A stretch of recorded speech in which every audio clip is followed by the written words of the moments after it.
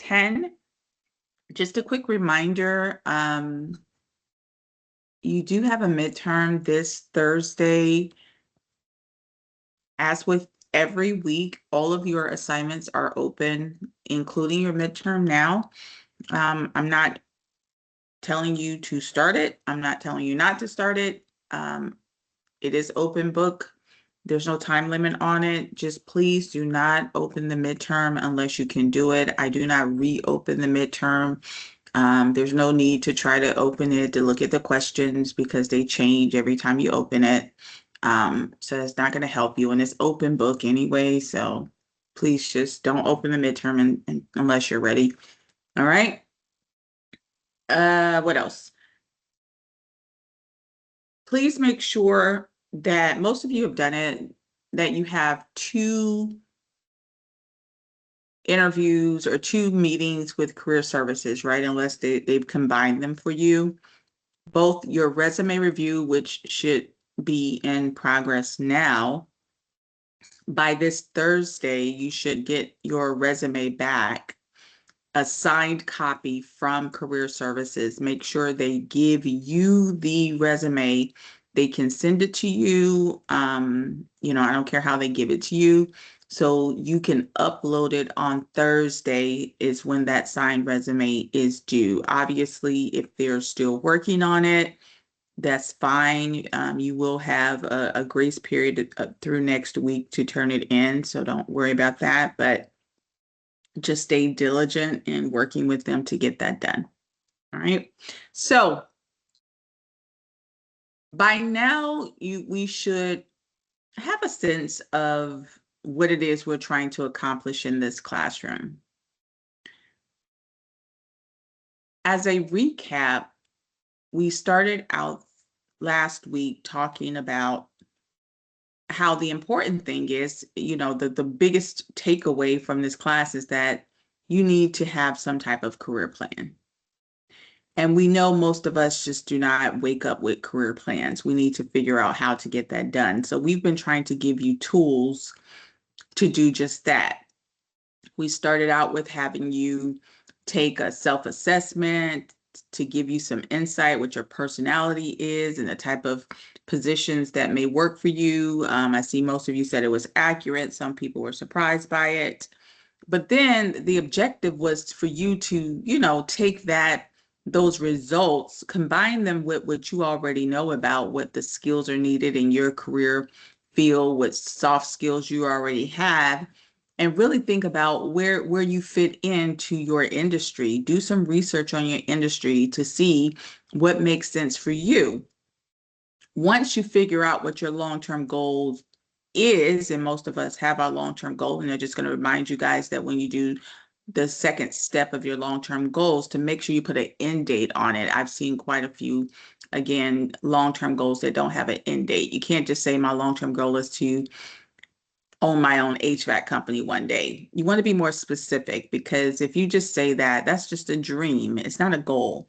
A goal is something that is very specific. My long-term goal is to have, I would even be more direct, a HVAC company specializing in refrigeration, a HVAC company in transportation, like what type of HVAC company, by 2032, by 2033, by 2030, like be as specific as possible. That's what that SMART goal means, so that you can plan. Because if you're just, saying one day, that's not a goal, right? That's an aspiration. So once we get that goal, it makes us more accountable. Now we have to figure out what are the steps that we're going to do to make those things happen. So as we're continuing to do our research, we're giving you some tools, some tools that you'll need to progress you through your steps. One tool that you're going to need is knowing how to write resumes when you apply to different positions that make sense with your career goals.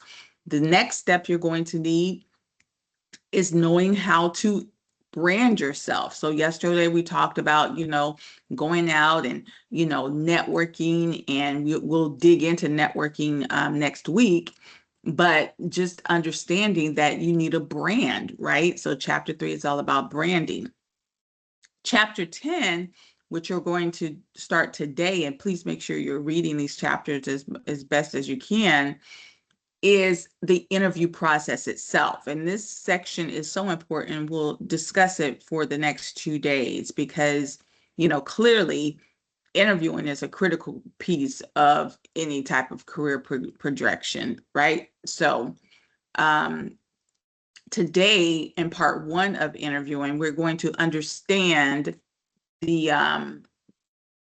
steps to interviewing, right? We're going to talk about those different types of interviews, some basic steps in interviewing, but then tomorrow is going to be really, really critical because we're going to talk about those interview questions, and we're going to break down interview questions, what they look like, how to respond to them, why they ask you those questions, how to prepare for those questions. So tomorrow is a really important day to not miss. And if you can't be here, please make sure that you actually watch the video, because if you can get interviewing down, guys, like obviously first impression is a lasting impression.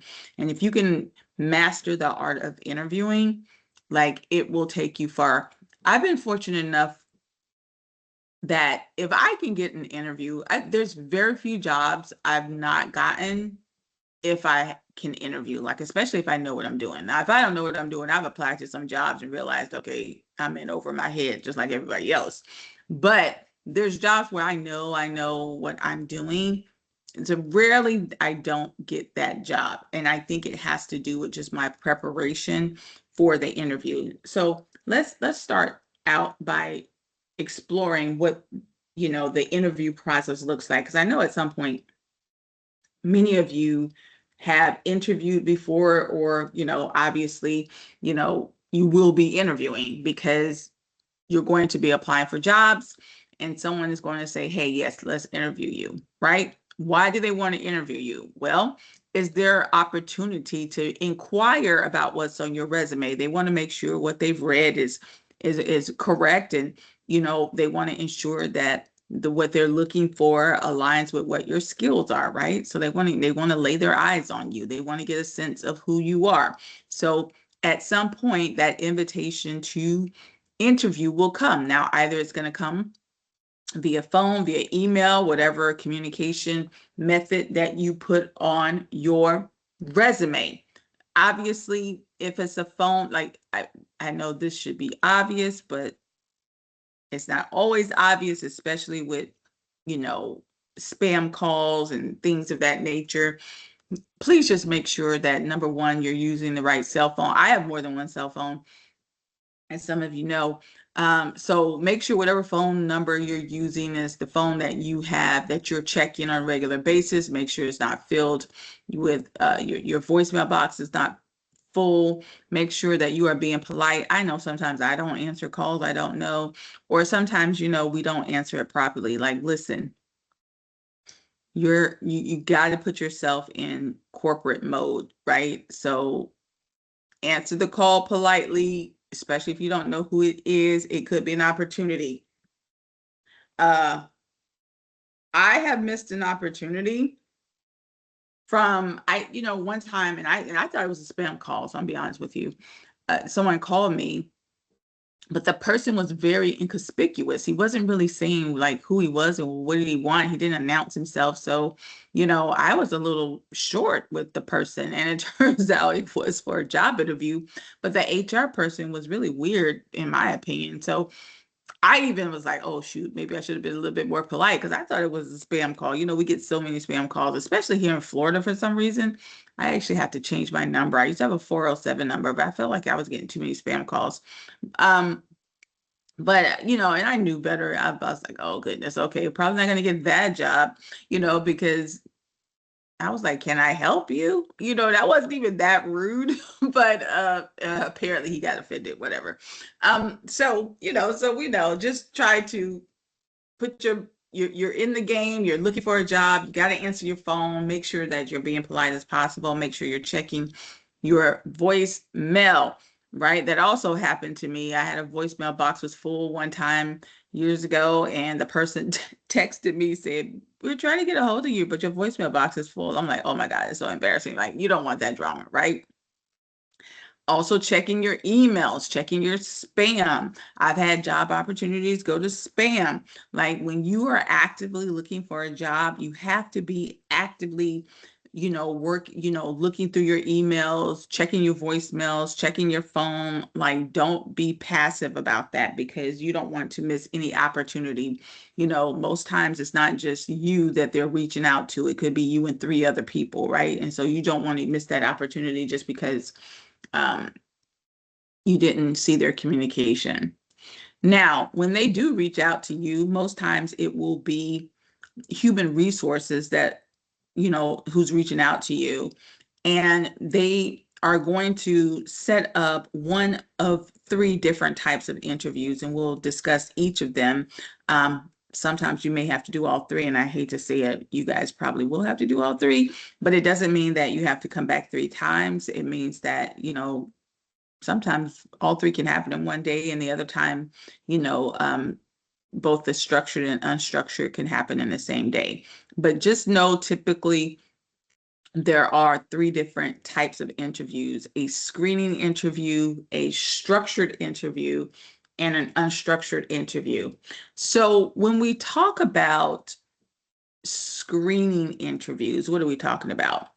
This is where HR probably they use some ATS system. Remember that automatic tracking system that scans your resume, and the computer said that you were a great fit. So now the HR person is going to review your resume again, but this time they want to meet with you because some companies want to make doubly sure that you are the right fit before they sit down and interview you. Interviewing is it's an onerous process, and companies don't have a lot of time. Your supervisors, they're not getting paid extra money to interview. And if you've ever had to interview someone, you know that it is time consuming. You have to go through resumes, you have to call and make interviews, you have to sit down and have the interviews, you're taking time out of your day. Sometimes you have to have second interviews. Like it's a process. So they want to make sure as much as possible that they have the right candidates in that process. So they will set up what's called a screening interview, and typically it's the HR department that does the screening interview. How do you know it's a screening interview? Most times it'll come in the form of a phone call or an email, and the person will say, "Hi, my name is XYZ from company XYZ. We want to set up a brief interview with you." Ding, ding, ding. That's a screening interview. Anytime they say a brief interview, it's just HR that wants to make sure that you have the right credentials, which is fine. Right? That means our foot is in the door, right? We're not going to be dismayed about that. But that's how you know it's a screening interview. And 9 times out of 10, it's going to be over the phone or via video call, but most times it's sometimes just over the phone because these HR types, they don't really want to interview. They just want to screen and pass it on to the supervisor that is looking for the person. So if they say brief, if they say a phone interview, those are indications that it is a screening interview. However, you can glean some information from a screening interview. So you still want to, prepare for that, so make sure that you read through that job description very, very well, knowing that if it is a screening interview, especially if they say it's 15 minutes over the phone, brief, those are all indications that it's just a screening interview. Make sure you read through that job description. Make sure you go through the website. Make sure you go through your own resume, especially if someone's helping you write your resume. Make sure you read your resume very carefully because in that screening interview, they are going to ask you questions. Could you please walk me through this? Or do you understand this about the job? Sometimes if it is an entry level job or it's a job where a company has a really tight budget, they may tell you the salary right up front. They may say, do you understand that we start this job off at X amount of dollars and this is where we start everyone? Are you okay with that? Sometimes that comes out in the screening interview. I don't like it when they do that. I mean, some people like it because it's like, okay, at least I know, what it is. Um, I guess I don't like it because it's like they're basically saying, I don't care if you have 15 years of experience or somebody else has 10, we're paying the same thing for everybody. So, and typically, in job interviewing process, the goal is to negotiate your salary if it's something that you don't like. But whatever. If they tell you what it's going to be, at least you can manage your expectations and say, okay, well, I'm fine with that, right? The only thing then you want to hope that as you get into the interview and you realize, wait a minute, y'all want me to do all that for this amount? Sometimes people get dismayed over that. That does happen. But again, it's par for the course. That's why it's so important to have your career plan outlined. And if you know that you just want to work for this small company because they do apprenticeship training and you're just gonna hold your nose and take the salary and so you can get that apprenticeship, whatever you need to do to get through your plan, because remember, this is the first stop. It's not the only stop, right? So you plan accordingly. You just mentally prepare yourself. So at any rate, for the most part, the screening interview is really just about making sure that those skills align with what's in their job posting. All right. What can you get from this person? Now, you can make sure you pick up on social cues. If the person is being very short with you and just go with the flow. Don't try to ask the person a lot of questions. People's personality, you know how that goes. But if this person is being a little bit shall I say, open and talkative, try to see what you can learn about the position. How long it's been open. This is some of the questions you can ask, in the interview process. But remember, this HR person, even though they're part of the institution, they're not your immediate supervisor. They're just screening. And if the person's going to, ramble, I'm going to try to sneak in some questions like, how long you been looking for someone? Did someone else have the job? Use your discretion. You don't want to be too, ask too many questions, but if you can figure out, a little bit, the more obviously, walking into the job, the better. But, I'll continue to tell you what else you can ask the screener as we go along.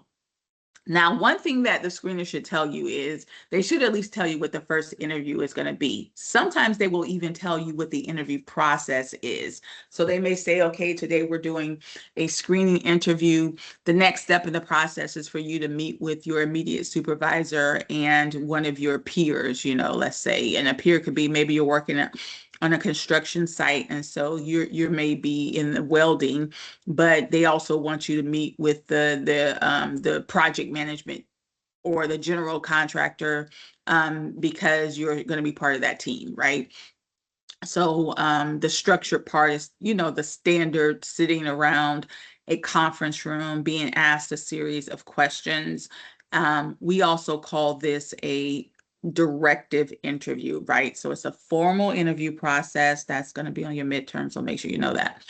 It is a formal interview process, also known as a directive interview, where this portion of the interview process is for them to compare apples to apples. And so they're going to ask, let's just say for an example, 10 questions. I don't know exactly how many questions they will ask, but let's just say they have 10 questions. They are going to ask each candidate the same 10 questions.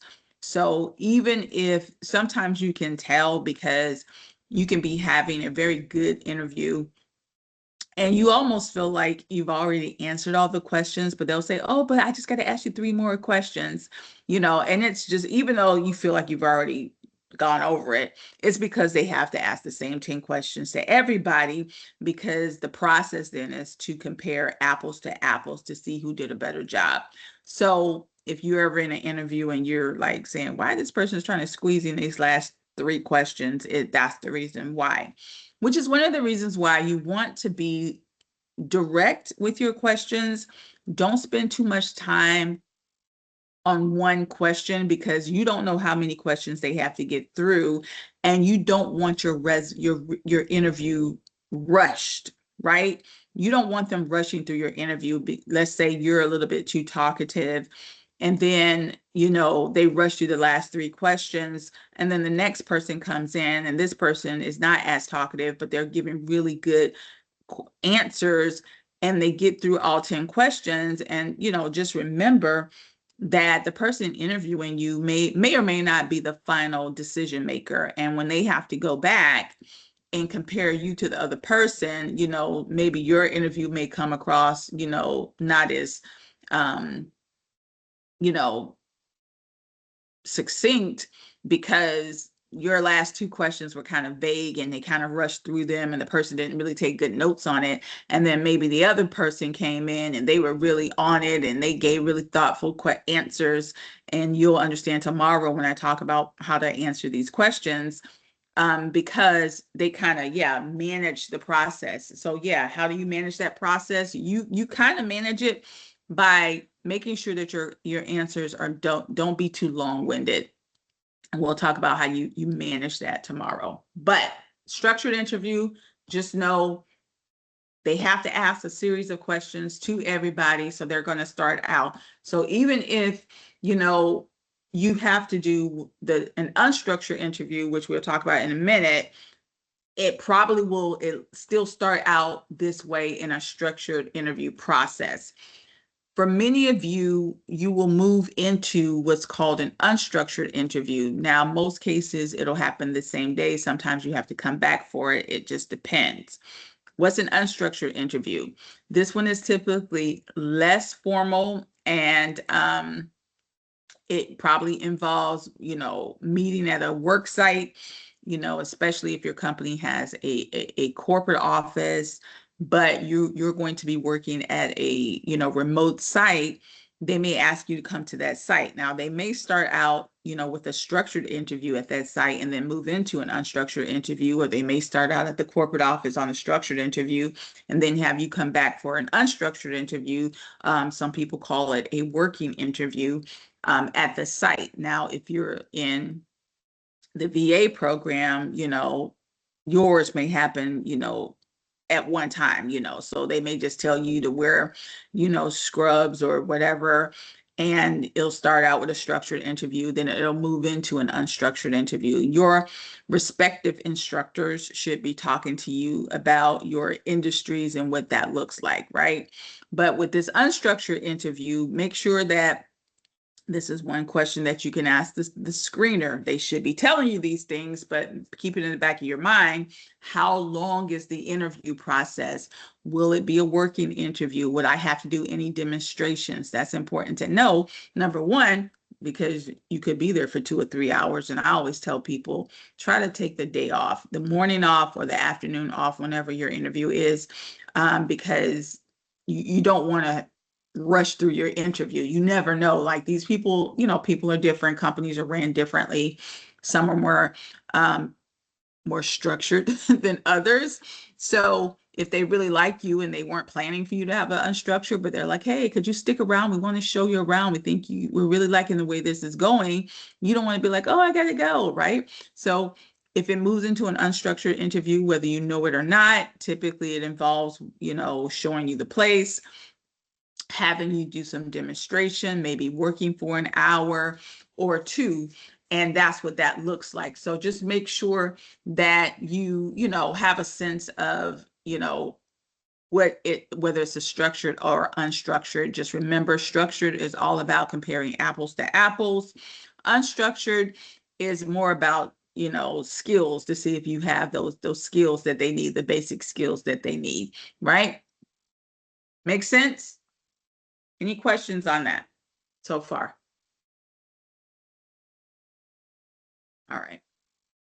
Now, please, and I know this may seem like common sense, but do not go to the people's job and you don't know anything about the company.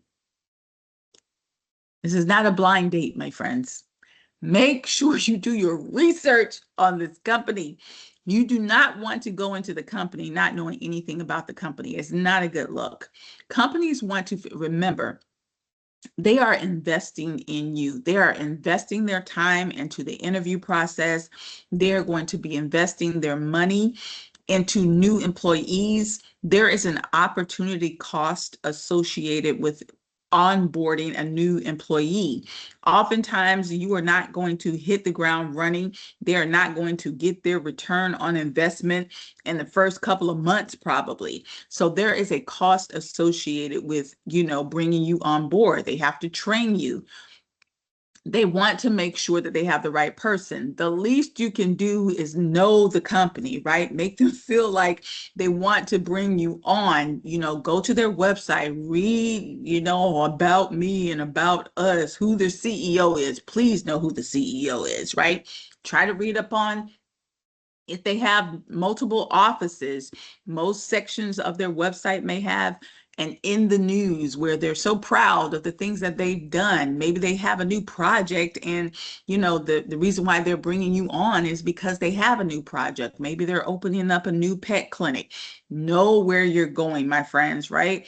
It will come up in conversation, and we'll discuss tomorrow where it comes up.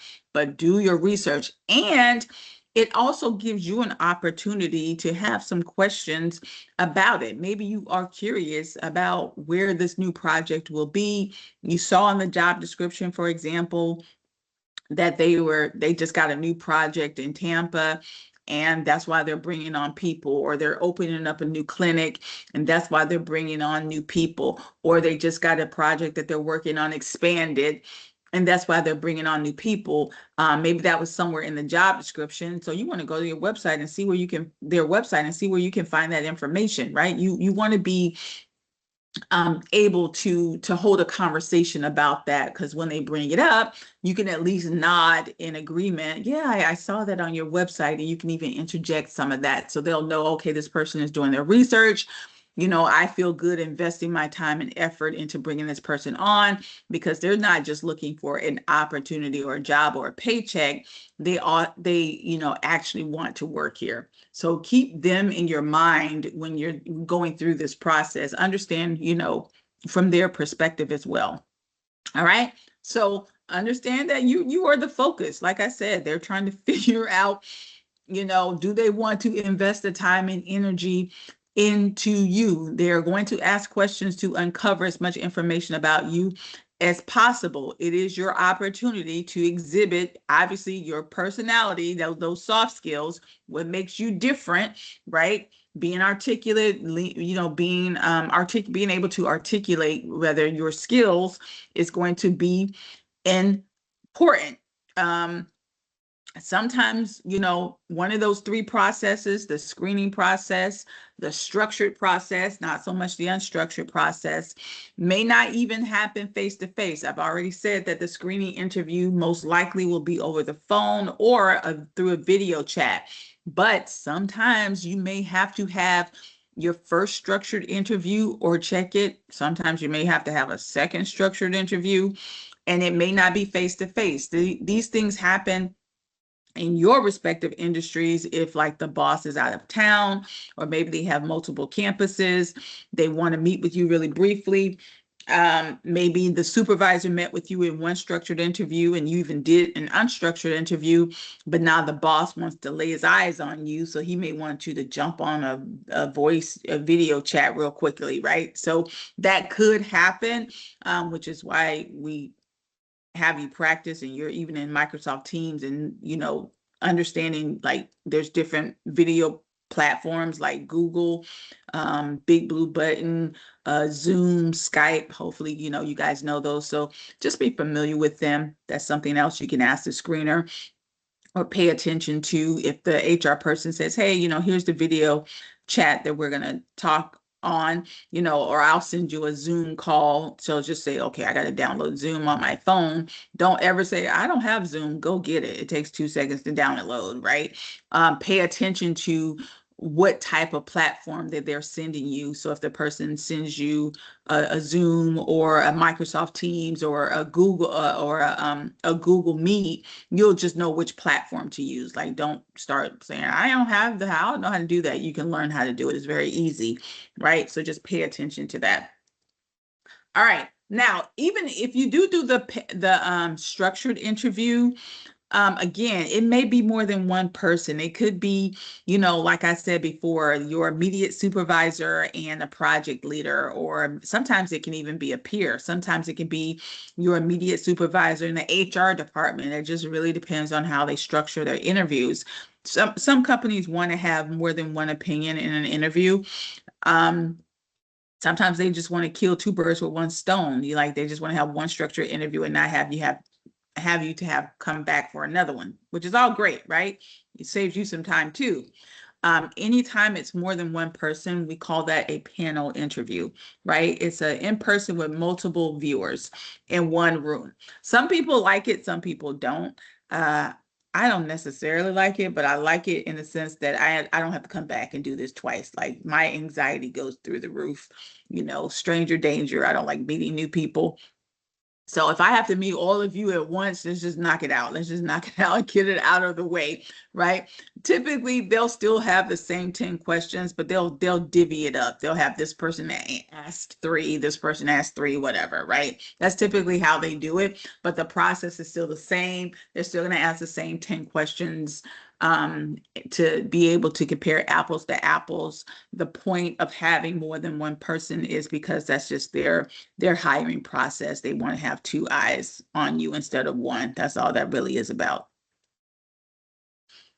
All right. So clearly, like I said, we've discussed this. In person just means that it can be at the company office or it can be at a remote location, but they're both still considered in person. And then obviously, you want to, my friends, don't ever be late. I know that's a lot of pressure saying that. Don't be late. Don't be late. Don't be late. Don't be late. I don't care if you have to camp out 30 minutes early. Do not be late. Right? People judge you. First impression. Anybody ever been on a date before and the person was late? We don't forget, do we? Anytime somebody's meeting you for the first time, they will remember if you were late. Do not be late, right? I know you're gonna say, I don't care how nice they are about it. It shows up in how people view you, because in their mind, it's like, oh, they weren't important enough for you to be on time. I don't care what, oh, the weather, the traffic, don't be late. So that means if you need to make sure you know where you're going, that's why it's important for that screener to give you the right information. Do your Google search, make sure that you can get there early, do whatever you need to do to not be late. All right, that's all I'm gonna say about that. Now, there could be protocols in place, which is also a reason to not be late. You don't know if you have to go through security. That's another thing you can ask the screener. If they say something about, oh, you're gonna be with our company downtown. Now, if downtown there's no parking, say, oh, just ask, oh, will there be parking? Or do I have to find parking? That's a question you can ask the screener. Is there security I have to go through? That's a question you can ask the screener, right? You want to get as much information as possible. Those are very common questions to ask the screener, because you want to build that time in so that you're not late. All right. You have to get a parking pass, whatever you have to do. All right. No embarrassment, no confusion.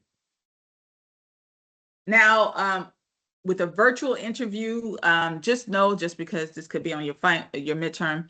When we talk about virtual interviews, we're just saying anything that's not in person, right? So a virtual interview could be it can happen through the screening process, the structured process, not the unstructured process.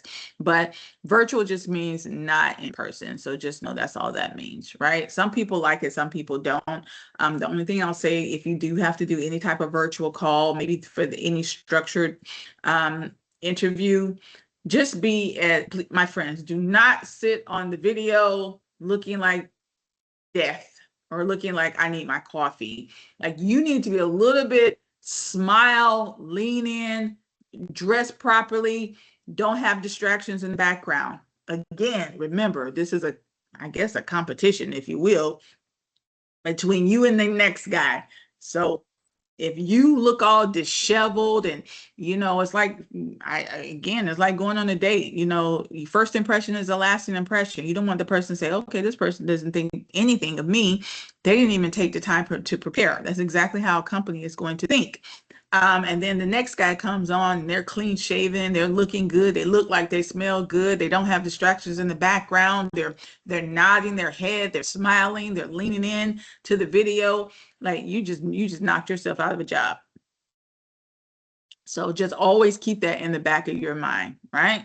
What you won't do, somebody else will. And if you want this opportunity, you got to take it serious. So if you do have a virtual interview, treat it just like you're in person. Don't just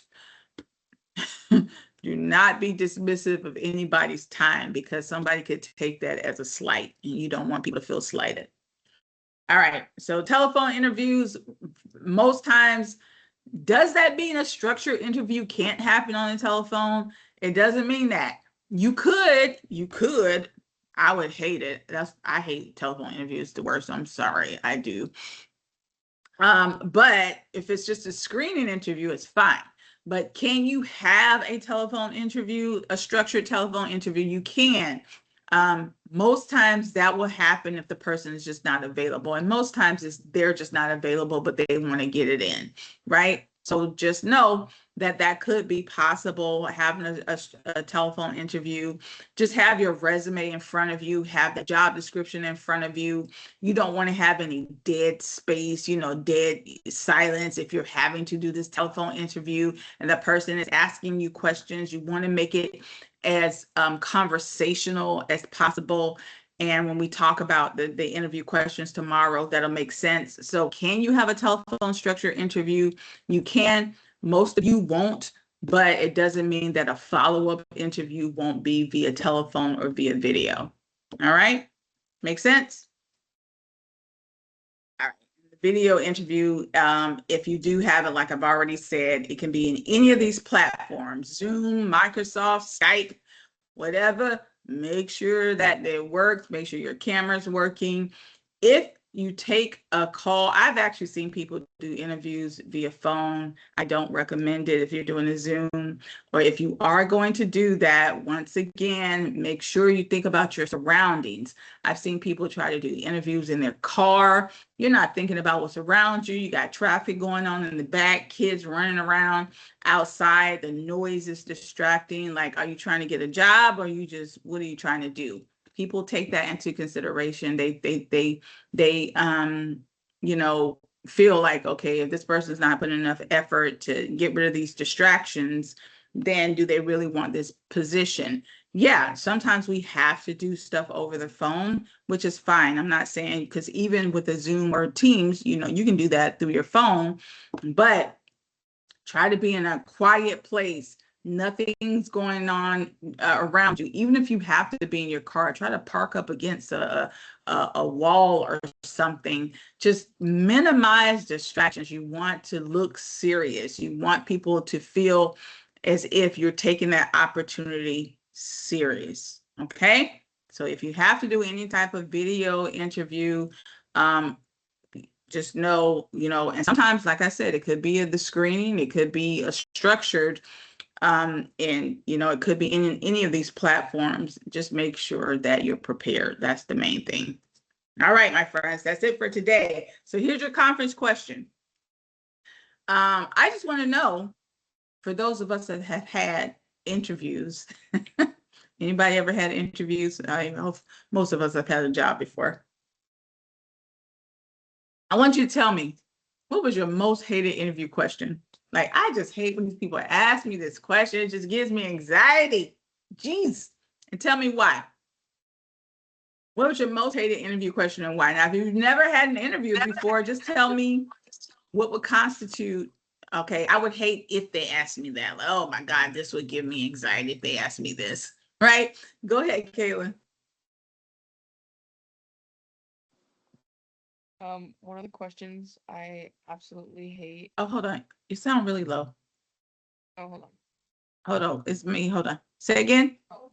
I said one of the questions that I absolutely hate is well, I know it's like a basic question, but like why do you want this job is really hard I to me know. because I know. I everyone hate it. else says the same thing and it's just really frustrating. Listen, it's like somebody asking you, why you like me? Why you want to date me? I hate it. It makes me embarrassed. Yeah, that's probably my equation I hate the most too. But I'm gonna tell you exactly how to answer that tomorrow. For the win, I'm gonna tell you exactly how to answer that tomorrow. All right. Now, in your assignment is talking about interview scenario, I believe, and it's asking you to tell me about I think that's what it is. Let me see. I just want to double check because I know some people asked me about this assignment. So let me just see. Yeah, your worst interview ever. Now, if you've never had an interview, make sure you read the assignment. It says if you've never had an interview, then tell me what would make the interview horrible. Maybe it could be like, oh my God, I would die if I had to show up late to an interview and this and that happened, right? So give me whatever scenario would be horrible, just like this question, which is a precursor to your assignment. Your most hated interview question, and then tell me the worst interview you've ever had in your assignment. I always tell people really quickly that this was a interview that stands out for me because I was just getting out of the military. I was transitioning out of the military, and I just want y'all to know I've been in your shoes, right? We all have been in your shoes.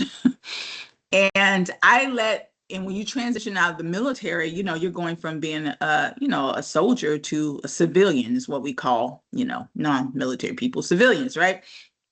And so you have to get like a civilian resume. And so career services, we have career services too, transition team. They wrote my resume for me, right? So I didn't really pay attention to what they wrote in that resume. They were converting all my military experience to civilian experience. Okay, whatever. So I read it over it, but I didn't really read it well, right? Okay, so here's what happens. Back in my day, we didn't have GPS. We actually had to get the address. We did a reconnaissance. That means when I drove, I knew where the place was. Okay, y'all know some of some of y'all know what I'm talking about. So I made sure I was going to be on time. You hear me? Let me tell you what happened. I'm still in the military, so I'm still in this militant mode. I'm going to my job. I'm 30 minutes early because that's who I am. That's what I do, right? You know what I'm saying? I'm gonna sit outside. I'm getting my thoughts together. I'm about to get off the exit ramp. And I happen to look over to my side and I see this guy. Y'all know the people that clean, the trimming on the highways, the grass and all that kind of stuff, right? Landscapers, whatever they're doing. This guy has a weed whacker. I don't know if he's not paying attention, but this guy whacks his leg. Boom, down he goes. Put yourself on mute. Remember, we're being recorded. Okay. So down he goes. What do I do?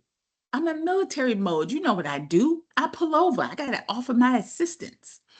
Now, remember, I'm supposed to be on my way to an interview, but dude went down. I could just let him go down, right? I had my little flip phone out. So I get out, I call the ambulance, dude's, he's in shock, right? He's in shock, So what do? I take his little, whatever shirt, whatever he had, I tied a tourniquet. Military folks know what I'm talking about, something to stop the blood, right? And I'm there with him until the ambulance comes. I'm not thinking anything of it. The ambulance comes, I jump back in my truck. I'm on my way to my interview. Now, if anybody's ever been in a high stakes environment, and that wasn't really high stakes, but it kind of was because the guy was like, anybody ever seen anybody in shock? Dude was in shock. He could barely even talk to me, right? Um, I get to my interview. Now, my adrenaline is hot, right? You don't even really know how you're going to be in a situation until you're in that situation. I get to my interview. Now I'm coming off of that high, like I'm coming off of just having saved somebody's leg, hopefully. I forget everything on my job description. I forget what's on my resume. The lady asked me a question, and I'm literally staring at her like that man was staring at me. She's looking at me like, huh? And so what do? I blurt out what happened. She doesn't believe me. I could tell in her face. She was like, "What, girl? You dressed up in your little outfit. You did not just save somebody's leg."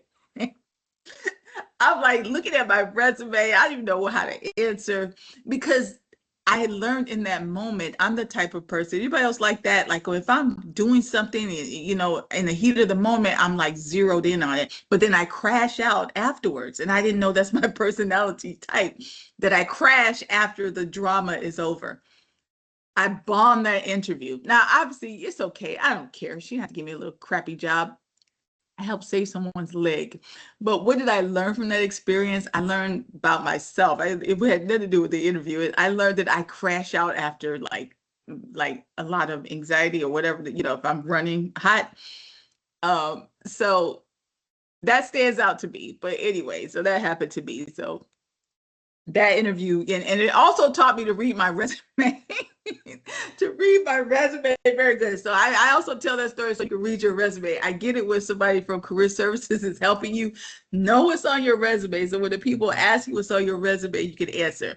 All right, that's my story of sticking to it. You guys have a great day.